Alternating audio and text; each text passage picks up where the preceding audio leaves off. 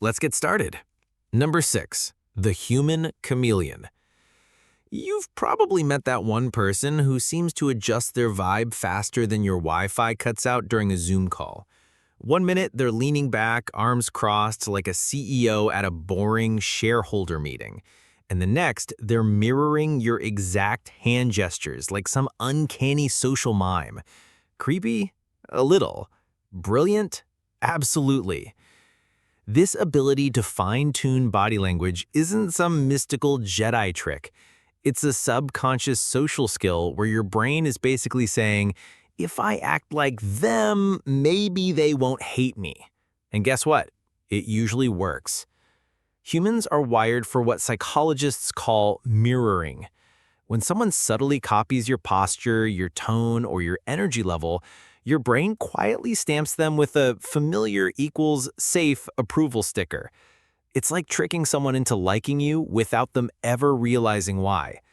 Now, the key word here is subtle. If you're nodding every single time the other person blinks, congratulations, you've crossed over into creepy clone territory. Socially intelligent people don't just copy, they adapt. They'll notice if you're hunched over like a question mark and gently lower their own energy.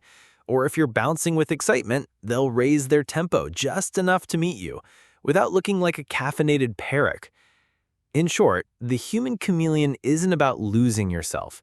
It's about saying, I see you, I get you, and I'll meet you halfway. Done right, it feels natural. Done wrong, it feels like improv theater performed by a malfunctioning robot. Number 5, the vibe detector. Imagine walking into a room and instantly feeling that the atmosphere is thicker than grandma's gravy. You don't know who argued with who, or why Bob from accounting looks like he's about to cry into his spreadsheets. But you know, that's because some people have this freakishly sharp radar for discomfort. This isn't magic, it's called empathy.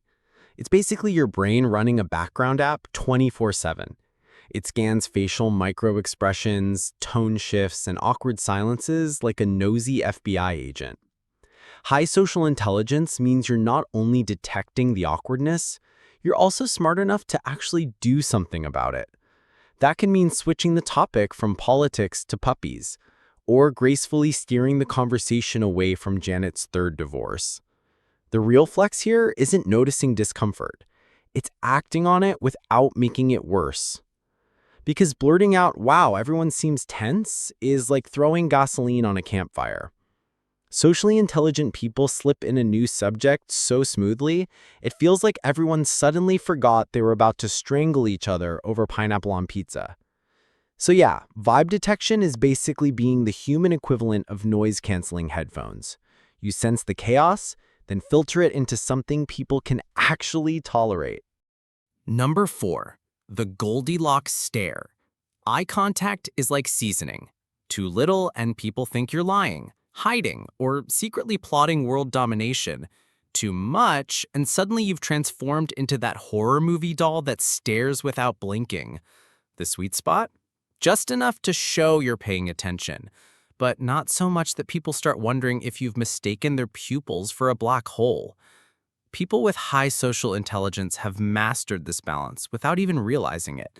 They don't count seconds in their head like 1 Mississippi, 2 Mississippi, oh crap, too long.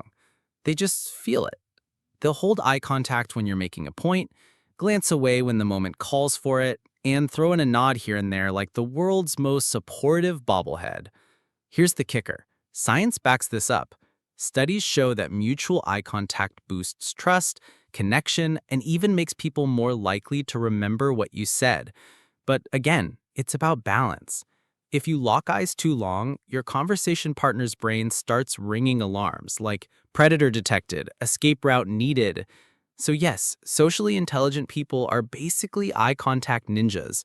They use just the right amount to say, I'm here with you, but never enough to make someone wonder if you're trying to hypnotize them into buying a timeshare. Number 3, the strategic silence. Here's a plot twist. Sometimes the smartest thing you can say is absolutely nothing. Yep, silence, your least appreciated social tool. Think about it. When someone tells you their deep, messy, vulnerable story, the last thing they want is you jumping in with, "Well, I once had it worse." That's not empathy. That's one-upmanship disguised as sympathy. Socially intelligent people wield silence like a secret weapon. They nod. They lean in. They let the other person breathe.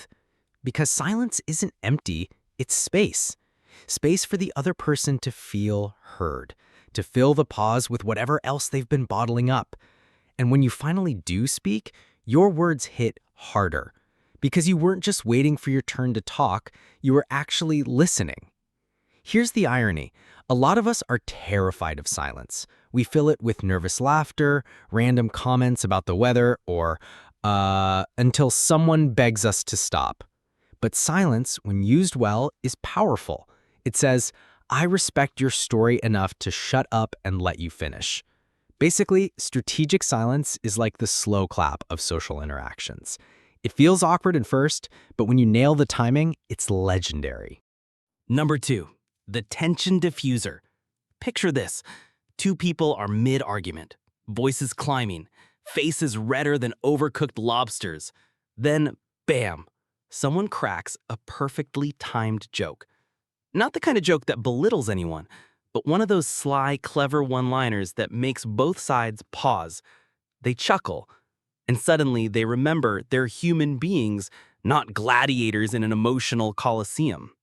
That's the power of socially intelligent humor. See, humor is a double-edged sword. Wield it wrong and you're the jerk who joked at a funeral. But used with surgical precision, humor is the WD-40 of human interaction. It reduces friction, loosens up stubborn tension, and makes everyone slide a little easier back into connection. Psychologists say laughter triggers dopamine, the brain's feel-good chemical. Translation: if you can get people laughing, you can reset the emotional thermostat of the room. Socially intelligent people know this instinctively. They don't force knock-knock jokes into therapy sessions, but they'll drop a clever quip at exactly the right second. And suddenly everyone's shoulders unclench like magic. The real trick? It's never about showing off. It's about relief. The best humor in tense situations doesn't say, "Look at me, I'm funny." It says, "Hey, this doesn't have to feel like the end of the world." And that tiny shift can change everything. Basically, a well-timed laugh is like hitting the refresh button on human connection without needing to restart the Wi-Fi. Number 1, the memory magician. You ever meet someone who remembers the tiniest detail you mentioned 6 months ago? Like you casually said you hate cilantro, and boom, they bring you tacos without it. Or you once joked about your dog wearing socks, and they ask, "So, does Mr. Fluffles still rock his footwear?" That's not witchcraft. That's social intelligence flexing hard.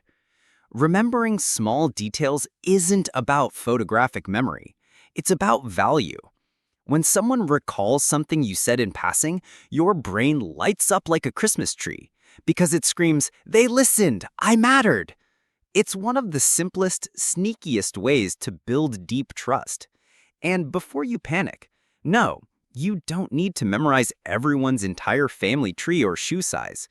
Socially intelligent people don't remember everything. They remember the right things, the personal, quirky, meaningful tidbits that prove they were paying attention. Here's the irony, though. Most of us forget names 2 seconds after hearing them, but we'll remember the lyrics to a 2008 pop song we haven't heard in a decade. Priorities, right? But the memory magician flips that script. They deliberately make space for people's little details. And in doing so, they make those people feel like VIPs in their own story. In short, remembering details isn't just politeness. It's social superglue. And nothing makes you feel more connected than realizing you weren't just background noise. You were the headline. That's all for today. I'll be making similar videos in the future. Subscribe to see them.